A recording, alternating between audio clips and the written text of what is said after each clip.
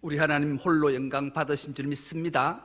할렐루야. 이 밤도 주의 전에 나와서 주의 성호를 찬미하고 또 말씀 듣고 기도할 때마다 응답받는 큰 기쁨이 있기를 주의 이름으로 축복합니다. 오늘 함께 은혜 받고 기도할 말씀의 제목이 구속함 받은 자의 노래, 이런 제목으로 함께 은혜를 나누겠습니다. 계시, 하존, 하나님이 보여주시다, 하나님이 나타내시다. 무엇으로? 꿈으로, 환상으로, 비전으로, 미래로. 신약의 계시는 아포칼립시스라 그랬습니다. 하나님이 뚜껑을 열다, 덮개를 벗기다, 수건을 벗기다, 장막을 걷다. 하나님이 모든 걸 밝히 보여주셨는데 대표적인 인물이 사도 요한이죠. 사도 요한은 밝히 모든 것을 하나님이 나타내고 보여주던, 꿈으로 환상으로 보여주셨던 것을 눈으로 보게 하시고 놀라운 역사, 태초부터 종말에까지 모든 것을 다 보여주셨을 때 얼마나 감격했을까. 그러면서 가장 먼저 하나님의 말씀을 읽고 그 가운데 기록한 것을 지키는 자, 듣고 지키는 자가 복이 있다 말씀하시면서 끊임없이 교회를 향한, 우리를 향한 주님의 말씀을 주셨지요. 지난 시간을 잠깐 상고해 보겠습니다. 지난 시간은 적그리스도와 짐승의 표, 이런 제목으로 함께 은혜를 나누었었습니다. 이제 하늘 전쟁에서 져서 하늘에서 내쫓김 받았던 큰 뱀, 붉은 용이 쫓겨났어요. 땅으로 떨어졌죠. 그런데 그 용은 그래도 막강한 근세와 능력을 가지고 있어요. 그런데 보니 바다에서 한 짐승이 올라오는데 이 짐승은 뿔이 10개고 머리가 7개.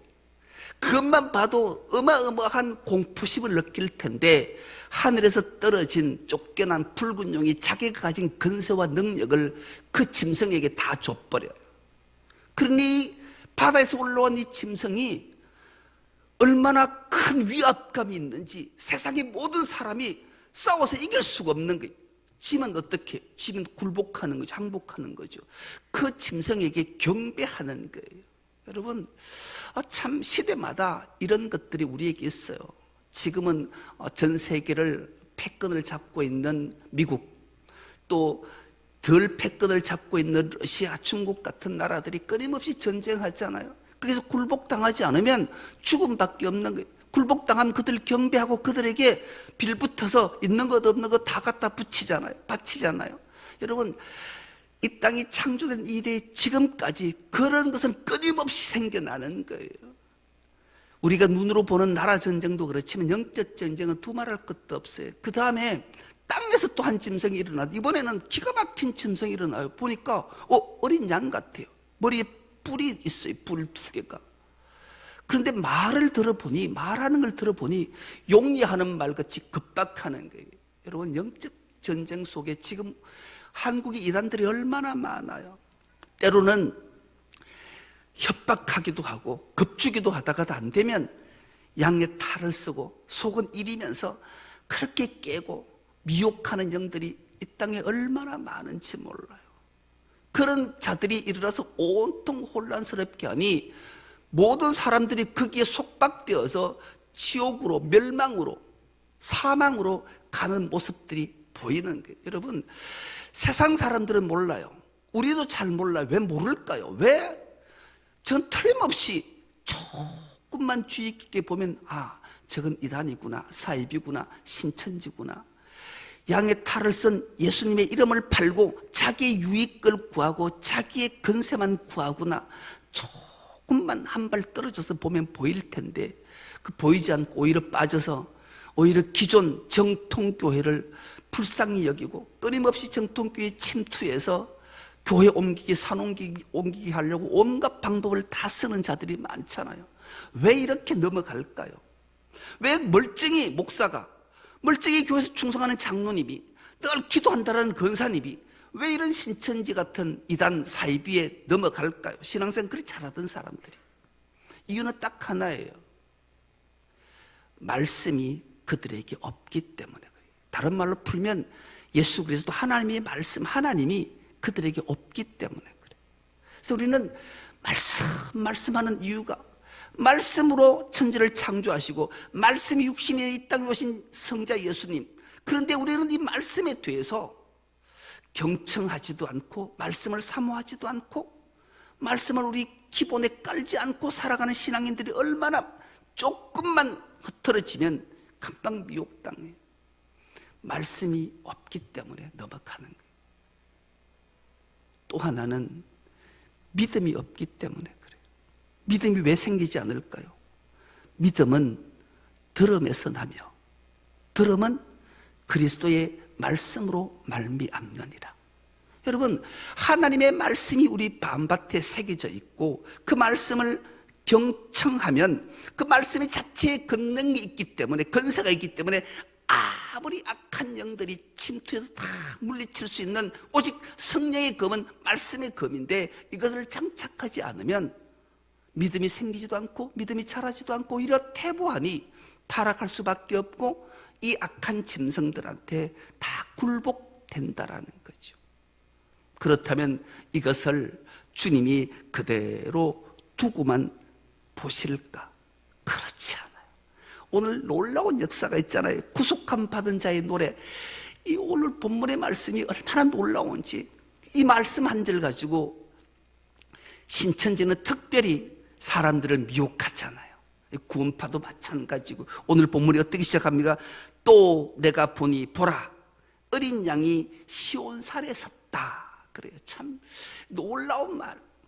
어린 양이 시온산, 다윗산, 다윗성, 여기에 백전백승하는 그 시온산 다윗성 앞에 어린 양이 섰다. 여러분, 섰다라는 말을 우리 주목해 봐요.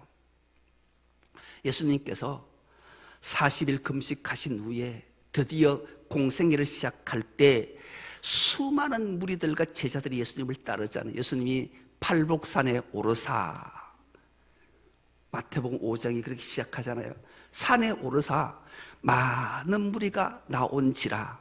예수께서 앉으사, 제자들이 그 앞에 나오자 예수님이 앉았다라는 말은 통치를 말하는 거예요. 여러분, 왕이나 대통령이 보좌, 권좌에 앉아서 통치하지 서 있지는 않아요. 비로소 예수님께서 앉으사 천국 복음을 가르치기 시작할 때 심령이 가라앉은 자는 복이 있나니 저희가 하나님 나라가 저희 것이다부터 선포할 내용들, 앉았다라는 것은 드디어 통치가 시작됐다라는 말이죠. 그렇다면 섰다라는 건 뭘까? 왜 어린 양이 시온산에 섰을까? 그 이유는 섰다라는 것은 이런 의미가 있어요. 우리가 지난 시간을 잠깐 상고해 보면 계시록 12장 17절 말씀을 한번 띄워줄 텐데, 이 말씀 우리가 한 목소리로 한번 합독해 보겠습니다. 시작. 용이 여자에게 분노하여 돌아가서 그 여자의 남은 자손 곧 하나님의 계명을 지키며 예수의 전거를 가진 자들과 더불어 싸우려고 바다 모래 위에 뭐 했다? 서 있더라. 섰다라는 것은 싸우려고 섰다라는 거예요. 싸우려면 앉아서는 싸울 수, 서서 싸워야 돼요. 여러분, 그냥 사람들끼리도 싸울 때 앉아서 싸우는 사람이 어디 있어요? 서서 싸우는 거죠. 섰다라는 것은 싸우겠다라는 거예요. 어린 양 우리 예수 그리스도께서 바다에서 올라온 용, 바다 짐승, 땅에 올라온 짐승들이 하나님의 백성들을 다 굴복시키고 그들을 지옥으로 끌고 오고 사망으로 끌고 가는 모습을 볼 수가 없어서 예수께서 드디어 시온산에 서셨던 거예요. 그런데 여기에 기가 막힌 인물들이 등장하잖아요. 14만 4천. 그래서 신천지는 너희들이 구원받으려면 14만 4천에 들어야 된다. 그래서 14만 4천에 들려고 막 애를 쓰잖아요. 그런데 한 몇 년 전에 14만이 넘어서고 15만이 20만이 돼. 참 이단들 그 말의 미혹들에 넘어가는 것 보면 기가 막혀. 여러분, 숫자는, 성경에 등장하는 숫자는 숫자 그대로가 아니라 늘 상징이라 그래요. 상징. 이걸 기억해야 돼요. 그러면 14만 4천이 왜 나왔는가? 여러분, 구약의 대표는 12지파예요. 12지파. 신약의 대표는 12사도지요. 12 곱하기 12 하면 144. 여기에 유대인들은 억수로 많다, 이럴 때 천은 억수로 많다라는 숫자예요. 여기서 천을 곱하면 14만 4천이 되는 거예요. 하나님의 구원받, 여러분, 신천지에 그 14만 4천에 들으려고 자기 몸, 재산 다 갖다 바치고 들어가는 사람들 보면 14만 4천만 영원한 생명을 얻고 나머지는 다 죽는다. 14만 4천이 무슨 재미로 살겠어요? 참 그런 말 한마디에 미혹당하는 것 보면 영적이기 때문에 그렇게 미혹당하는 경우들이 참 많은데, 우린 결코 그런데 미혹당하지 않는 은혜가 있길 축복합니다. 여러분, 하나님이 세상을 이처럼 사랑하사 독생자를 주셨어요. 세상 온 인류를 다, 인류뿐만 아니라 생물까지, 동물까지 다 구원하시기를 원하시는 것은 하나님의 아가페의 사랑인 거예요. 무조건적인 사랑, 다 구원받기를 원하지 누구는 구원하고 누구는 구원받지 못할 자 없다는 것을 기억해야 돼요. 어저께 전화 한 통을 받았어요. 전화가 왔어요. 교회 자꾸 사무실에서 퇴근을 했는데 전화벨이 울려서 전화를 받았더니만 어떤 아리따운 여자 목소리가 들렸어요. 그래서 중선 높게 맞냐? 맞다. 저는 1999년도에 상대교회에서 유봉준 목사한테 주례를 받고 결혼한 사람이다 그래요. 이름을 제가 적어놨는데 기억이 안 나는데 어쨌든 주례 받았는데 그 목사님을 찾고 싶다. 그래서 이제 이렇게 알려주고 했는데, 그러면서 우리 교회에 대해서 이제 질문을 던져요. WCC하고 상관이 있습니까? 아마 마음이 짠한 거예요. 그래서 믿든 믿지 않든 안타까운 마음에서 한 말 했어요. 목사도 예수 믿지 않으면 구원 못 받고, 중도, 선임도 예수 믿으면 구원 받고. 여러분, 구원은 예수 믿는 자가 구원 받는 거지 누구를 인정하고 누구를 인정하지 않는다고 구원에 멀어지는 거 아닙니다.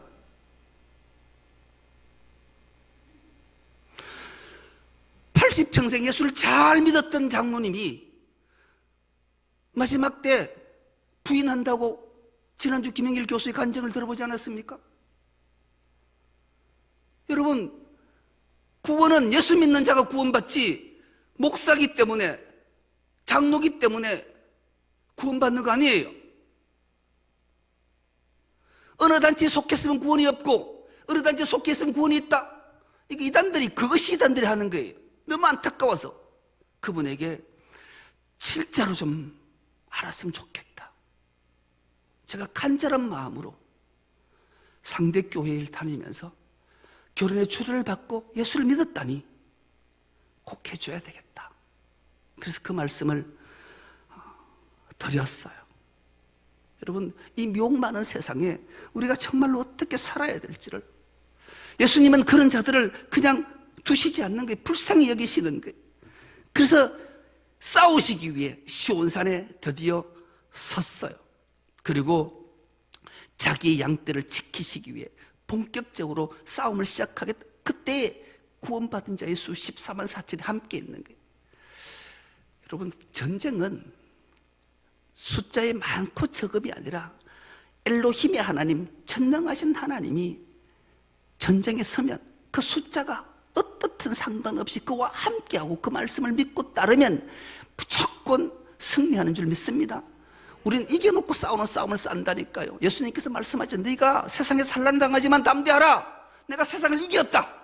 이겨놓고 싸우는 싸움에 우리 어린 양 예수 그리스도 믿고 그분과 함께만 하면 반드시 승리하는 줄 믿습니다.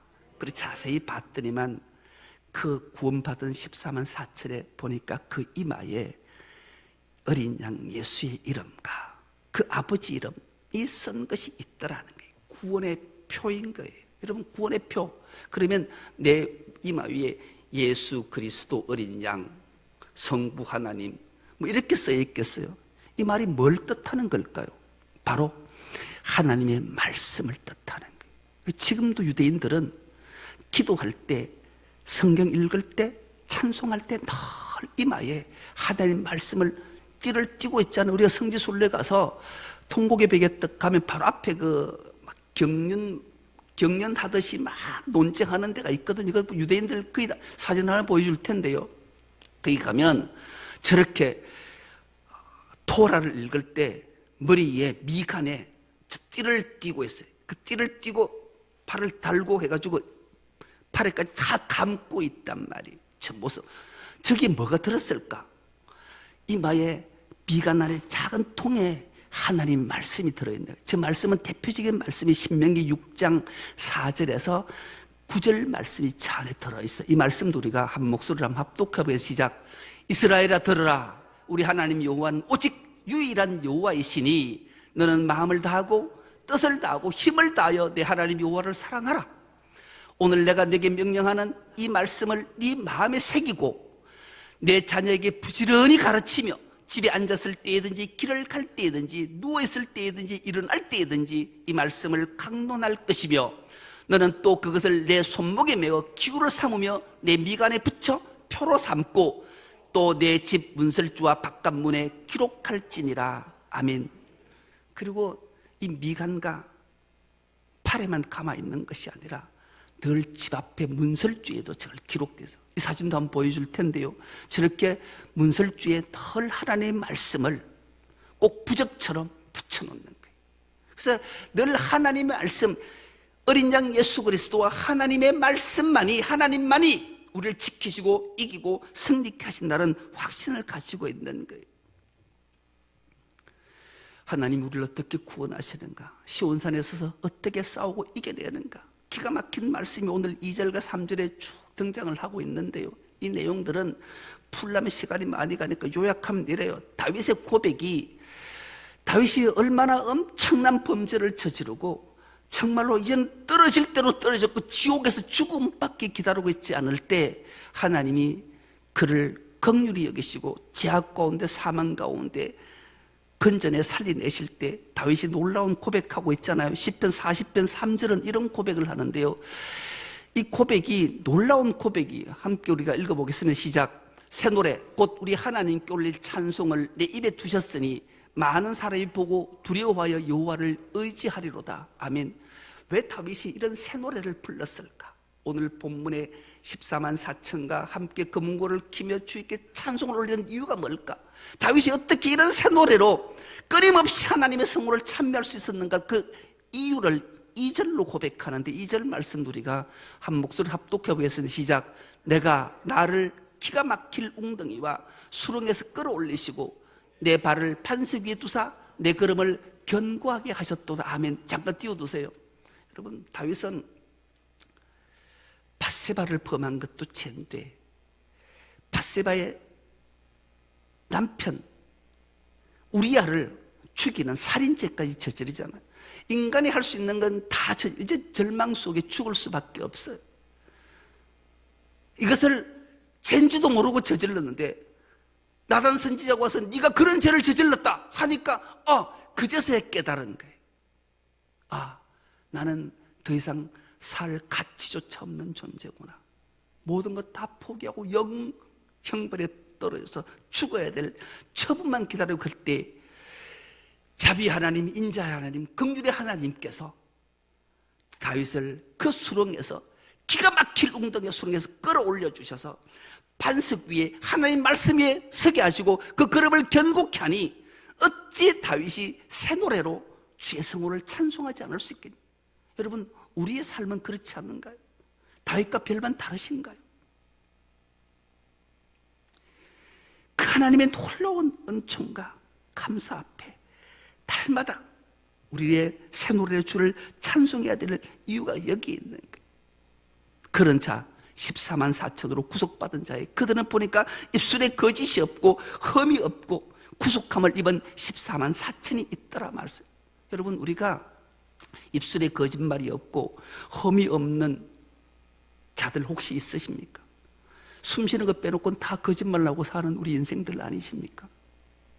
그렇다면 내 자신을 아무리 찾아봐도 나는 흠이 없다, 날 흠이 없어서 완벽해, 그럴 사람이 누구 있겠냐고요. 그러면 우리는 결코 14만 4천에 들 수도 없는 존재들 아니겠습니까?